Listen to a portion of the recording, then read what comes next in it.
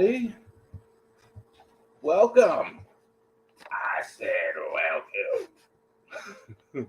This is Charles, the owner of Ravorisports, and we want to thank you for joining us this week. I have the banner, and I'm actually going to put it up when I'm supposed to put it up here. Welcome to Ravorisports. And the banner's there. Seems simple. I do want to welcome everyone, and I mean that, for joining us on Facebook and YouTube and Twitter and wherever you've seen any of the videos, TikTok, Instagram, wherever you've seen it. Thank you very much for taking any time and spend with us and watch the videos, and we really appreciate it here. So thank you very much. We're going into our off-season content now for both the Ravens and the Orioles. Orioles haven't started yet, and Ravens are now in the offseason, and we'll go overhead. We'll talk about the game. A lot to talk about as we go forward this week. Yes, a lot of foolishness with Lamar. We're going to talk about all of that. So, real quick, more business. ravorisports@gmail.com. If you are interested in anything, I guess the site will be up pretty soon now, fully and completely. Super Bowl Sunday. We'll be live streaming that day. Should be right before the game. I think it'll be right before the game, a little bit before the game. We'll be going over our website and our merchandise, and obviously we're going to be talking about the two teams that are going to play in the Super Bowl that day. Also to Genesis Notary Services. So we're adding some stuff there as well. I think this is why the video is late because I was doing some things for notary business and everything today. So working at some documents, etc. So keep that in mind. You live in the Shenandoah Valley area. All right. And I do have another thing coming for you. So keep that in mind. Adding to my businesses and everything that I'm doing. I'm a busy guy. If I told everybody, like, you're not doing all that, you wouldn't do it. Yes, doing a whole lot right now. So let's go ahead, get to the business of football. One thing I am doing is I'm still watching these playoff games. So this was the bad news final that we had. Ravens and the Bengals. They played on Sunday night. They had the Sunday night game, and that's the score. 17 was Ravens, 24 Cincinnati, Paycor Stadium. It was Mike Tirico and Collinsworth calling the game on Sunday night. The Ravens season ended at the wild card round. So good job for the Ravens this year, actually getting into the playoffs where they weren't in it last year. Had to play with a backup quarterback. Tyler Huntley was the starter. Talk there was going to be Anthony Brown. He didn't play. It was Huntley the whole way. I think that could have been. I kind of thought that, and that was a smoke screen by Billick. Not Billick. John Harbaugh. Brian Billick. By John Harbaugh. Kind of still. I don't know how much coaches think they're getting sometimes with that too. I don't know. These guys are so prepared. So to say, I mean, I don't know. I mean, but that's not here nor there. We'll get off that. But it wasn't Brown in the game. It was Huntley. Played in this one 17 for 29, 226, 2 TDs, 1 interception. This was the best game I thought I've ever seen Huntley play. He did have the interception. He did have that fumble at the goal line, and I thought otherwise this was better. I noticed right away too, one of the reasons why Huntley's on the roster is because his skill set per se is similar to Lamar Jackson. The way he plays, he runs a lot, etc. I thought this game was skilled towards Huntley's skill set for the first time. Looked different. Had 4 tight ends, got 3 tight ends most of the game. Tight ends were split wide, things like that. A lot of the passes were short. So this was really geared towards what Tyler Huntley can do. So I thought this was his best performance of the season. Unfortunately, they came up short. Still, they didn't even play the receivers, and I can't really say that I blame them. I mean, I think it's John Harbaugh and DeCosta's fault that they don't have him. But I mean, why do that? I mean, why not play? I mean, I think a lot of the game they have 3 tight ends on offense. J.K. A lot to say about J.K. Dobbins in this one. Right now, we'll stick with just the stat line: 13 carries, 62 yards. A lot of the damage was done in the first half. I thought J.K. did well running the football. J.K. has looked like a different guy here the last few weeks running the football. First half of the season, he looked okay, sluggish a bit at times when he first came back from the injury. When he came back and he was out with the injury, came back, been fantastic. J.K., we'll go into that. We're not going to go into that just right off the top here. Andrews. I thought Andrews' season was very good considering all the circumstances. He did have an injury, so he was a little banged up. They were 3 guys on him. He had to beat double and triple teams all season long. The lack of wide receiver production, the lack of quarterback, the lack of all those things. This was your constant Mark Andrews. I thought he was your best offensive weapon out there in the passing game, as he's been for the last couple years. Did he have a down year? Maybe for his stand. I mean, he's still top 5 tight ends in the NFL. So I think, I mean, I have no problem with putting him right behind Kelsey at this point. I mean, he's far too. There was an Adafi always sighting in this one. I thought it was, again, best game I've seen him play. He actually got home, got the sack, got it down. Pressure was consistent from him in this one. Shout him out. Great job, Adafi Owe. He is the best athlete in that they have there. That's easy. That's why he's on the team. Whether he gets the most sacks, et cetera, that's a whole nother thing. But athletically, he's definitely your most effective guy. Adafi Owe, definitely your most effective offensive guy there that they have. Not defensive guy. Best athlete, best pure athlete. I think that's the best way to put it. Joe Burrow. A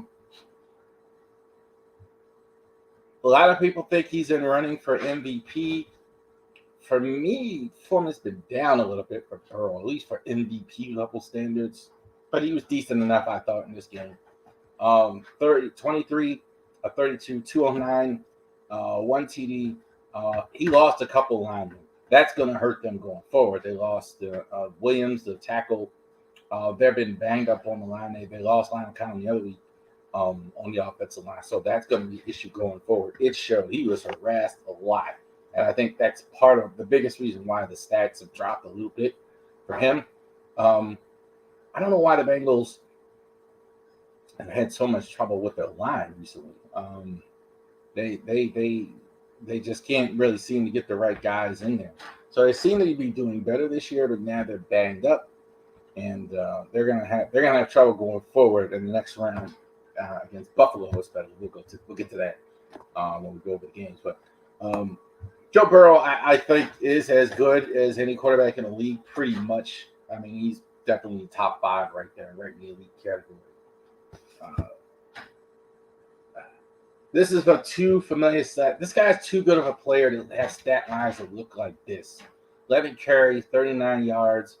I think the line hurts him as well. Again, J.K. is upset about the workload, and he should be upset too. Joe Mixon, 11 carries, 39 yards. He's better than that. It's like they forget to run the ball. I've said that over and over, but teams forget to run the football in 2022, 2023. Throw the ball, and then they kind of, you have a guy like this talented, have a series where you feed him 8, 9, 6. That's me, I guess, old school, the way it was played. But I like Mixon. Not a lot to show for it in this game. Best receiver probably in the league, Jamar Chase. 9 receptions, 84 yards. Really good in this game. I thought it was a good battle too.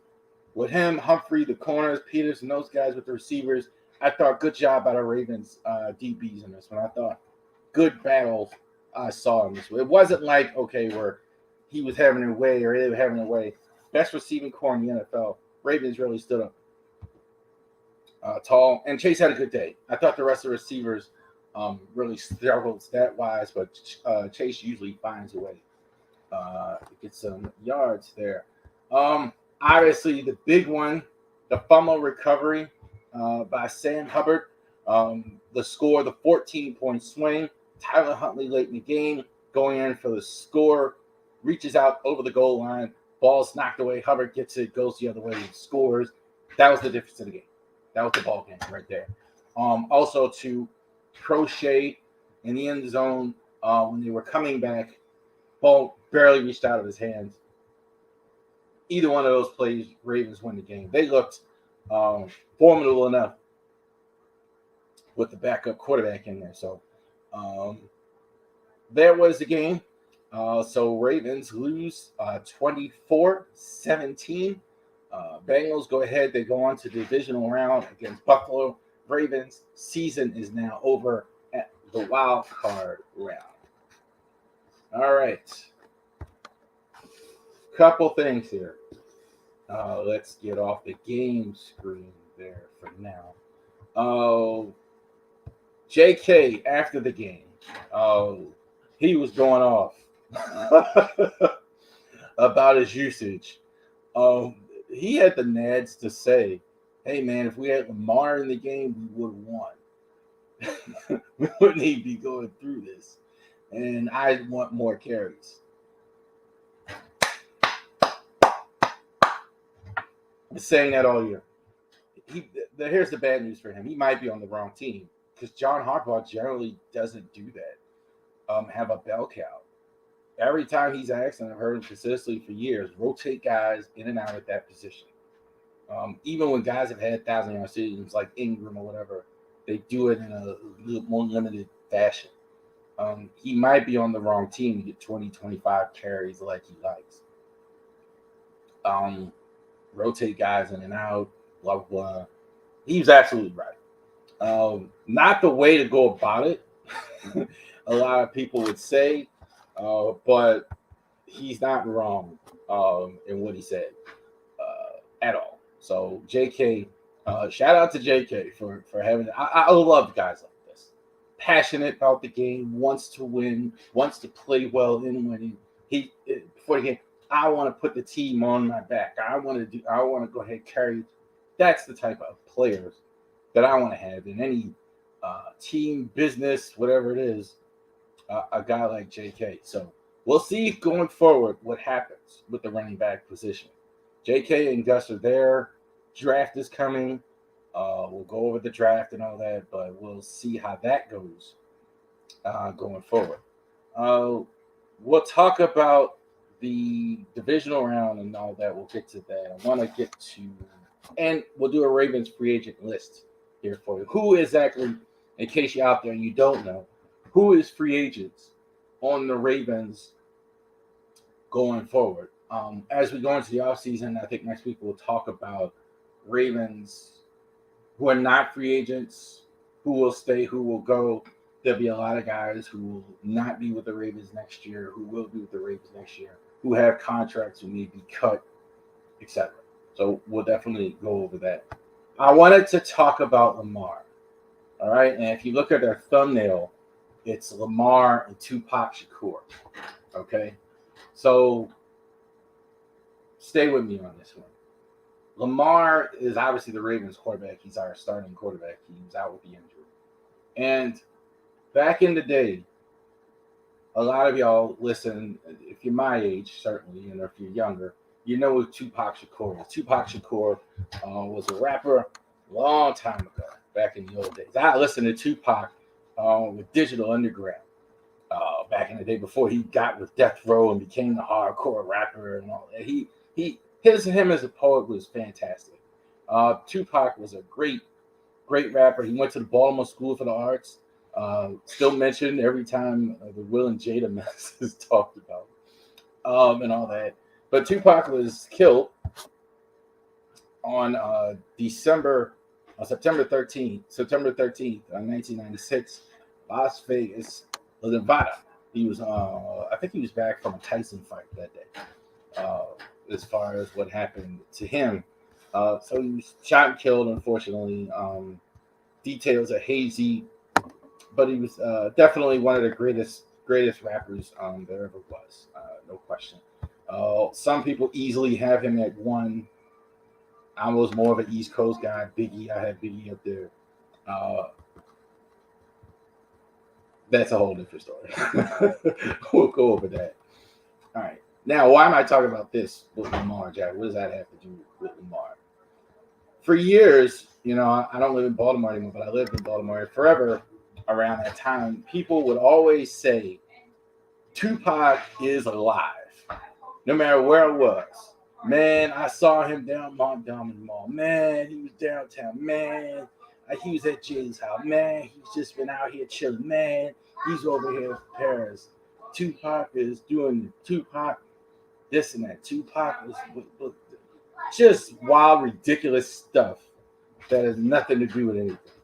The man was shot, killed. The police saw it. The coroners confirmed that he was killed. That's what happened to Tupac. The Lamar thing, it sounds like Tupac when I'm listening to people talk. It's ridiculous. Here are facts. Lamar comes out on Twitter, social media, I think it was Twitter, social media, talks about his injury extensively, says this is exactly what it is, this is exactly what happened, it's swelling, etc., blah, blah, blah. That's a fact. Lamar misses the last few months of the season due to such injury. That's a fact. Ravens, every time they're asked about Lamar going forward, they still say he's going to be a part of our future. He's going to be our guy going forward. I've heard everything but on TV. I've heard the mainstream media, so-called quote-unquote mainstream media, has been worse than the social media. Lamar quit on the team. He didn't want to show up on the sideline because because of the contract. He didn't want to do this because of that. He didn't want to do that because he's going to the Jets. I'm confirmed. He's definitely not going to be back with it. It's definitely in the floor. It's blah, blah, blah, blah, blah. I mean, it sounds like you would think, it sounds like back in the day, Tupac is a lot. Like everybody knows, and the mama knows what he's doing. They know nothing. Most of you. You know what you've seen. The one part of it that is true, I think national media spells blood in the water because the deal isn't done. Ravens are notoriously hard to deal with, and I think nobody talks about that as far as contracts. They did sign Roquan to a lot of money, and they have signed some guys. But by and large, it's tough to get the Ravens. I mean, they have no problem letting guys go. Not at all. We'll go over like the other free agents that are going to be like that. But they have no problem letting guys go. Joe Flacco, we might be writing a different story about Flacco had he not won the Super Bowl, because he kind of went through the same thing. Like, once he actually won it, then it was I think they kind of capitulated, obviously, at that point, because he had just won the whole thing. So they didn't want. But he turned down a contract offer from the Ravens. But a lot of the Lamar noise is just noise. It's ridiculous. He quit on the team, or he's for sure leaving, or I know he's going, I know he's doing this, and it's just like this. And they're going to trade him. They're going to. It's all speculation.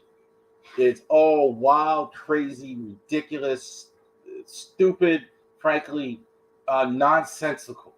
This thing is turned into a bunch of foolishness. Now, it is accurate because, paraphrase.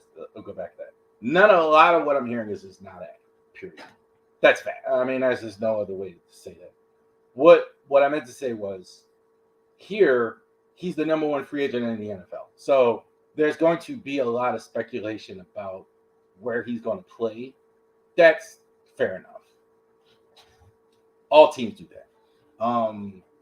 DeAndre Hopkins is they're speculating about his future, etc. So the teams are speculating, hey, we're going to get that's fair enough. Like a lot of the Jets, Giants, that's fair enough. So that part of it, I'm not as, but all this other stuff about, well, he's doing this because of the contract. None of that is founded in the 80s. So, I mean, they haven't said. I mean, Lamar for sure didn't say it. The team hasn't said it.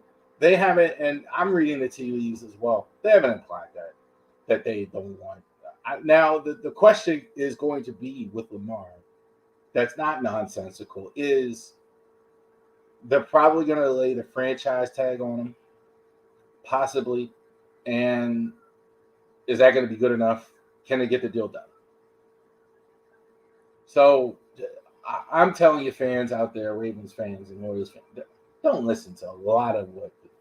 I mean, just you think Tupac was still like Tupac's going to be around tomorrow, Charles. That's all down my dumb, and I just no one knows. No one knows what they're talking about. No, for the most part.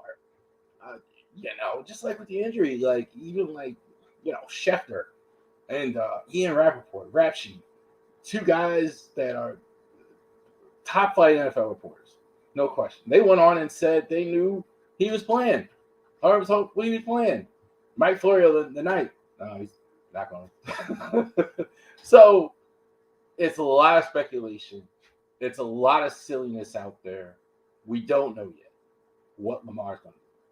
Okay, so we'll go into that. We'll go into the free agent list, and then we'll go over the division round. But it seems like it's just the Tupac quote. Well, he's still alive and all that.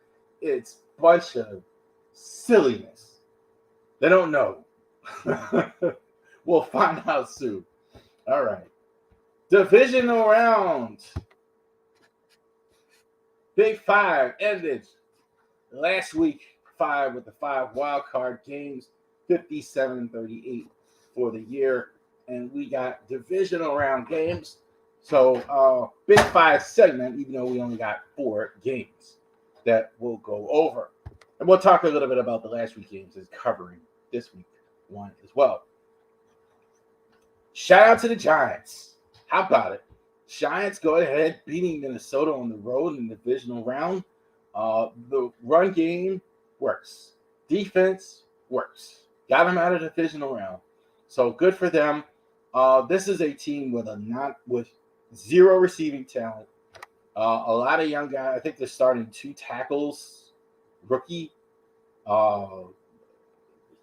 This is a tremendous job by Brian Daboll and Wink Martindale on defense. We know what the defense is all about. I saw Tony Jefferson running around in the game last week. We know what the defense is all about: blitz, pressure, etc. So good job by the Giants going against an Eagle team. I think probably needing the bye as much as any team. Getting Jalen Hurts back, that makes them a whole different squad. They did lose some offensive line help. I like the Eagles in this game to win easy. Despite of what the Giants have accomplished, I don't see what A.J. Brown and the Thunder that they have that the Giants can do that. I would say Giants have done well this season. Give them credit. I mean, I was hard on them, and I think they're kind of are playing over the head. But sometimes, hey, you can take that as far as you want to go. Sometimes, I think the road ends for them though. This Eagles are really, really, really good. So their Eagles are the number 1 seed. Jalen Hurts, good defense to Philly. Philly always has good defensive play. The defensive line is top shelf. So Jalen Hurts, I like Jalen Hurts and the Eagles in this one. Cowboys, Dallas, San Francisco. Every time I see Dallas, San Francisco, I can't help it but to think about Summerall and Pat Summerall and John Madden. God rest his souls. Both of these. This is always the game of the year, it seemed like for so many years, the Cowboys and the 49ers. So now we got some young guys here, a new group here. Cowboys, as expected Monday night, I was expecting the Cowboys to win. The Bucs offensively was challenged all season. I did not think that the Cowboys would lose to Tampa Bay with their offensive challenges. A little bit on Tampa. They're going to have to rebuild, it looks like. I think Brady's going to be out the door. Their receivers are still solid, but you're going to have a young quarterback. They got rid of Leftwich. It looks like Byron Leftwich, and I don't blame him. The offense was terrible. We'll see if Todd Bowles stays. there. So, bit of a rebuild that's going on right now in Tampa against a good Dallas team. Let's talk about the 49ers. They look fantastic.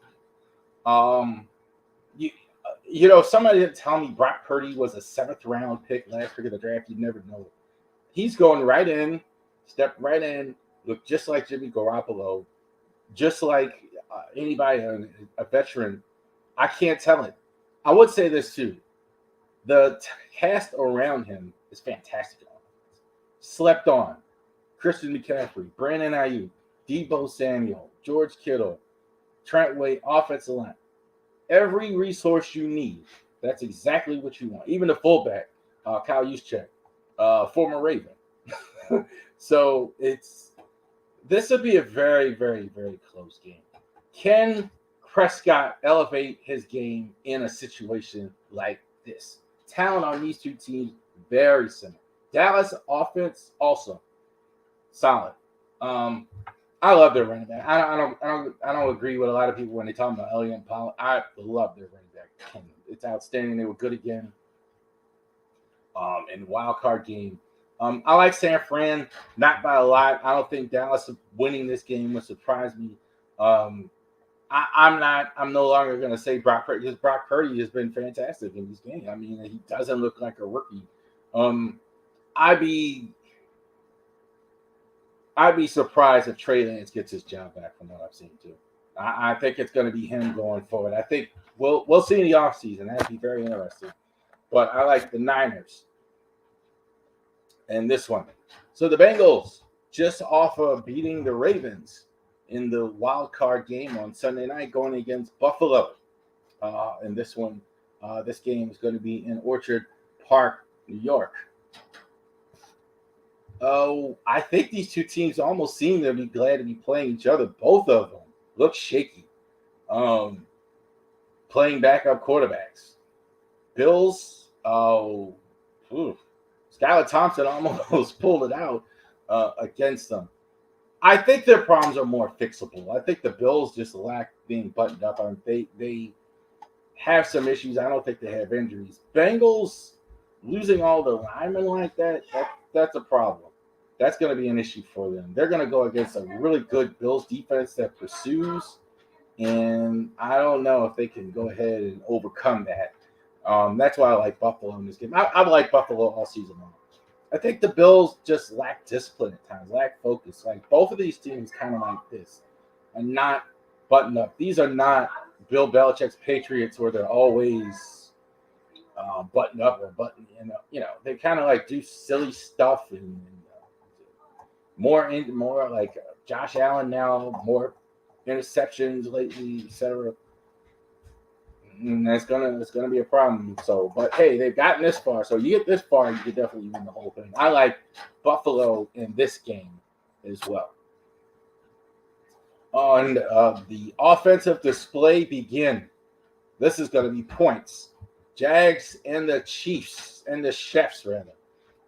Jacksonville, a fantastic comeback. Fantastic comeback. Funny they're playing the Chiefs, and I kind of feel this way about Kansas City all the time. When they were way behind against the Chargers, I never felt like that game was over.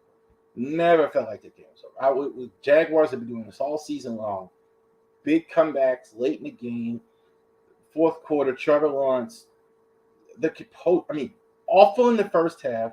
Reason they lost in the first half. Reason they won in the second half. Trevor Lawrence is really good. His cast of characters, I think he's making the best of it. Christian Kirksey Jones, Travis Etienne, fantastic. Defense is playing good enough too. I don't think it's a great defense by any stretch, but defense is playing good enough. Beating the Chargers, far more talent. Chargers need to make a change. I don't know if it looks like they're keeping Brandon Staley. They got to do something. They have way too much talent to be losing games like this in that situation. They got to, that's crazy. To lose a game like that. And I think the Chefs, they better not get complacent against these guys. I know that. I'm going to take the Chefs in this one. I think this would be 5 in a row, AFC Championship games for them. So that's phenomenal.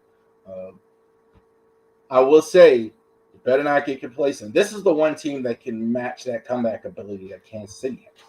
Most teams don't have that, and I don't think they are in general okay. But I think this is the one team. Hey, look, you saw it last week. You up by 20, they could come back, break composure. So I'm gonna take the Chefs in this one. There you go, divisional round preview. So there we go, and definitely check out all the games. No Monday night game this week, Saturday and Sunday again. All right, so keep that in mind. All right, so let's go ahead and move along. We'll take it here. Basketball. So these are the records as of the recording here. We're doing this on Wednesday. So we're recording this, and this is the records right now. The Terps, 11-6, going against the Boilermakers. So the game is going to be on FS1. I think the time has changed. I think it's a 1 o'clock game on Sunday. So they're going to be playing in Mackey Arena. Boilers, 3rd ranked in the country. They are the best team right now in the Big Ten, one of the best teams in college basketball all season. Maryland has a big challenge going against them this week. Also, I think it's Thursday, they're going against Michigan. But definitely check this out on Sunday. Now that we have no more Ravens game, definitely check out the Terps going against the Boilermakers. Boilers really enjoying a good season. I always thought they were kind of the redhead stepchild of the Indiana. That's the heartland of hoops. You know anybody from Indiana, they take basketball very seriously. So like if you talk like Indiana for basketball, if you talk like Nebraska, Oklahoma, talk football, I mean, they take it seriously. And the Boilers are kind of not at the forefront of that, but they're still part of that great tradition of basketball in Indiana. The Terps, this is their main guy, Jameer Young. They kind of go as he goes, I mean, from what I've seen. He's transferred from Charlotte, what they used to call UNC Charlotte, 14 points, 9 rebounds a game, 2.8 transfer portal. He's that slasher guard, the Melo Trumbull, the Grievous Vasquez, that type guy. That's kind of that staple of what we've seen for the Maryland basketball team. Shooting not as good this year from him, looking at it as he's been in recent years. I think he's been a little bit more inconsistent with the 3 ball. I think like that's the only thing where he's not a higher productive guy in that sense. But I think he's been really good. He's definitely their best player. If they have any chance of winning this game against Purdue, they're going to have to go ahead and get more production from Jameer Young. Who else is on the team? Dante Scott. This is kind of their big 3. I think the 3 best guys. Dante Scott. Maryland's kind of undersized, especially in this one. We'll get to Purdue, but this is kind of their guy, Dante Scott. It's kind of like the Robin-ish, I guess you could call it, to the Batman. Bit of a scorer, bit of a rebounder, bit of the all-around guy. I think that's to me, he doesn't shoot enough. He ought to shoot more. I think there's opportunities for him to score more points, but you kind of see the ball more in Young's hands as far as like going to the basket, etc. in that one. So definitely shout out to that. Julian Reese, kind of their undersized center. 10 points a game, 6.8 rebounds. His job is to go ahead and throw his elbows, the Draymond Green type game out of him. Played at St. Francis in Baltimore, so he's a local product, and so definitely playing for the Terps. A lot of pressure, I always thought. If you play in Baltimore and then you go into Maryland, that's always thought that was a lot of pressure to actually go ahead and do. Kevin Willard is the coach for the Terps. Came from Seton Hall. We talked about him a little bit earlier in the year. I thought he's kind of built wherever he's been. I think this is the toughest challenge he's had. They run more. I think that's the thing. Terrajon's team's more like a Gary Williams team and kind of did more slow down. they want to run the ball more, go up and down the court more, and they're going to need to. In this one, against a really good Purdue team. Going back up here, Jordan Lawyer. That's their freshman guard. Good recruiting class they had at Purdue this year. This is a top 100 player. Jordan Lawyer, the freshman, 13 points a game, 2 assists. Really handles the ball well. I like his handle. I think guards nowadays in basketball, there's no such thing as a guy that can't handle and play a lot. Everybody has to handle. You see very few guys getting around on a lot of teams like if they can't handle. He definitely can handle the ball. Braden Smith, not as high as recruit, but it has been expected for him. 9.8 points a game, 5.1 assists, all around game. That's what he has. I don't know if he's not the sensational freshman that Lawyer is, but I think he's getting there. I think like over time, I don't think he'll be drafted as early. I don't think or anything like that, but he definitely has the ability to be like a guy like after 4 years would be. This is the reason they're number 3. This guy, Zach Edey, fantastic Canadian, new to the game. He's huge. This 7'3", he looks bigger than that. He handles the ball well, scores a lot, 13 points. I think he might be the best player in the entire country. Maryland's going to have a tough time with him. They have to put 2 guys on him the whole game to go ahead and be successful with that. I think this is the separator for them. College basketball, look, a lot of the blue bloods, North Carolina, Duke, Kentucky, even Gonzaga, like more recent years, down the ranking, like higher in the standings now. Houston, UConn, things like that. So room to move. Terps, they'll get to the tournament. I'd be shocked.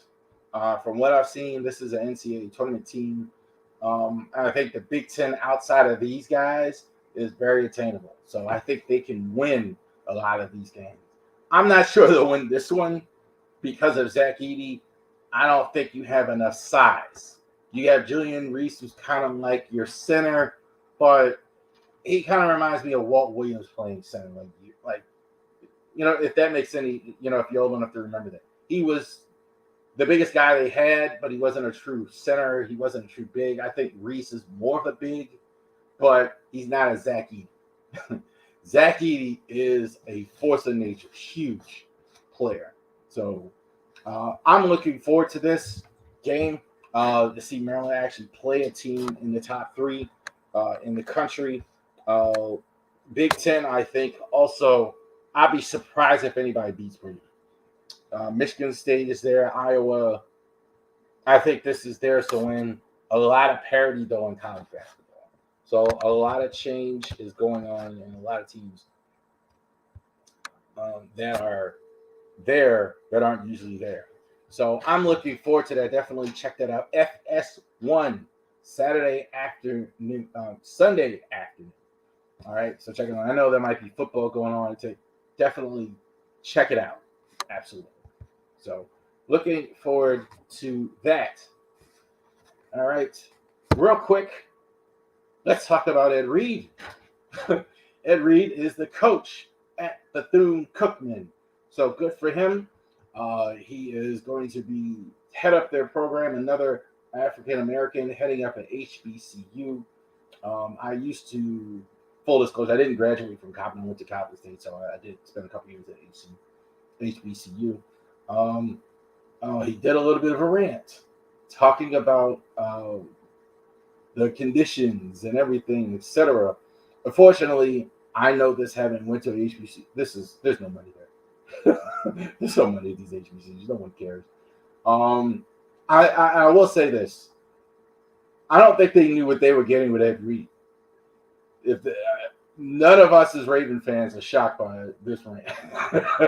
This is who he is. This is going to make him a good coach and make him successful. He's going to let you know how he feels.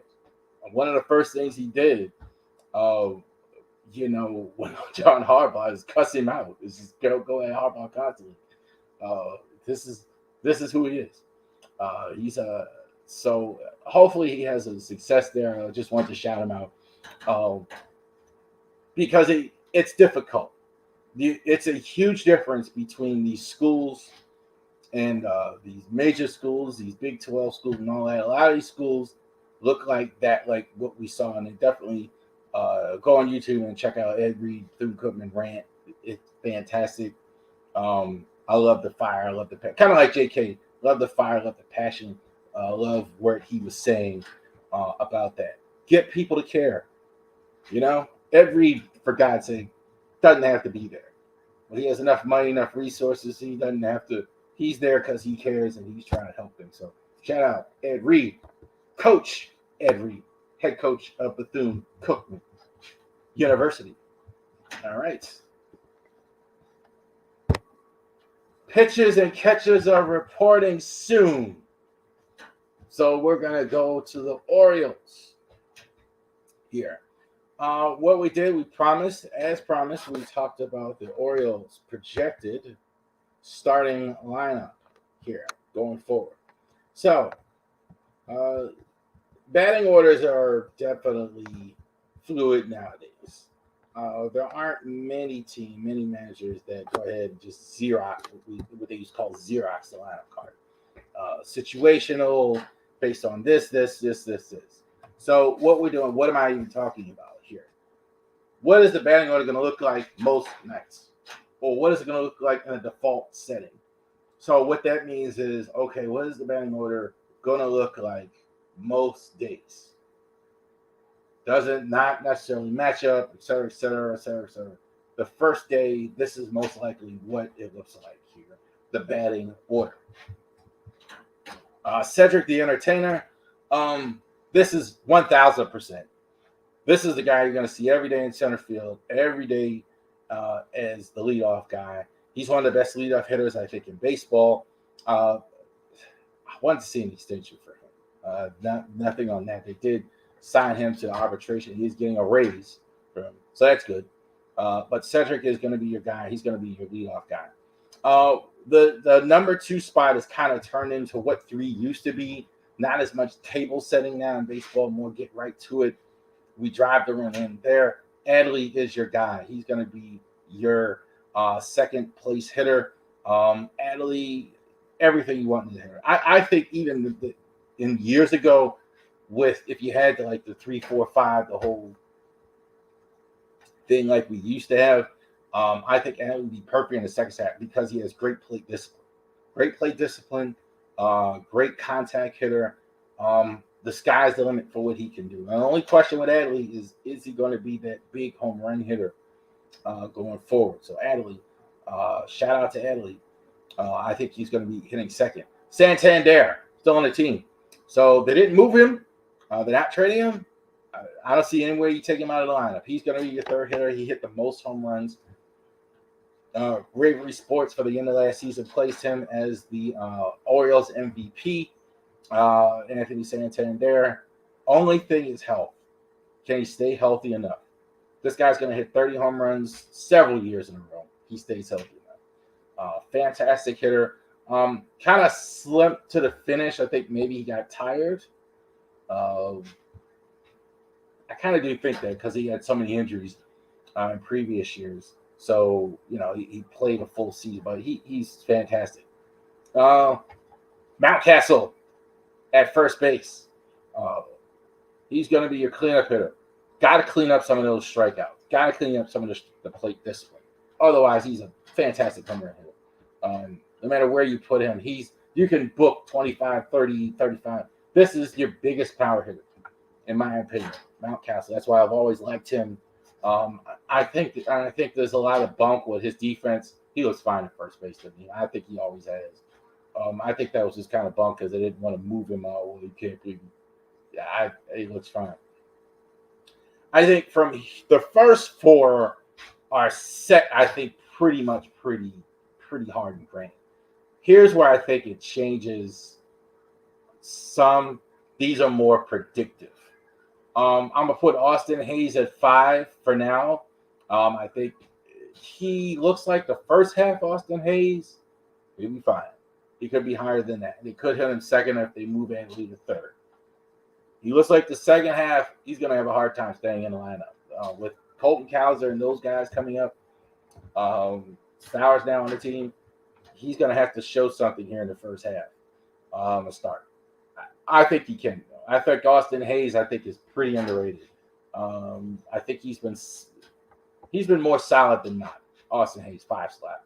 Gunnar, this could change a lot. Gunnar, I don't think they're going to put him higher than this early. I've seen a lot of Gunnar in the 3 spot too. I don't know about that, like right in the beginning. I think that's eventually going to happen. I mean, with his talent, and he's going to hit 2. He's going to hit 3 or 4. No question. But I don't think that's going to happen right at the start here. Gunnar, I think, is that, and I do think he plays third base. I think it's third base. I still believe it'll be third base. I've heard a lot of people say short. I don't think. I think it'll be third base on most days for Gunnar.